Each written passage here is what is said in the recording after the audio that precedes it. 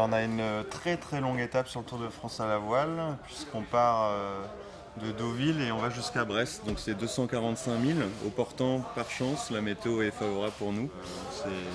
C'est très très long avec des passages importants. Donc là, ce qu'on regarde justement, c'est les points clés de l'étape. On se fait des petits mémos, des petites notes.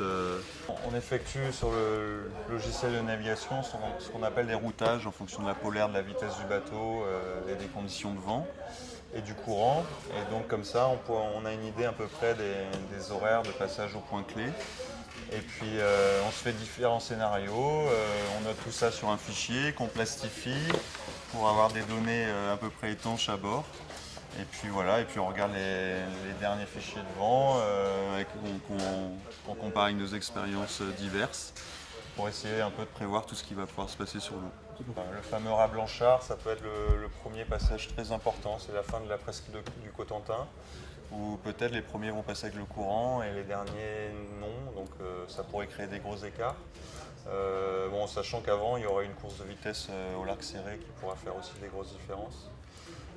Et puis après, du raz Blanchard jusqu'à la pointe de Bretagne, on est au portant.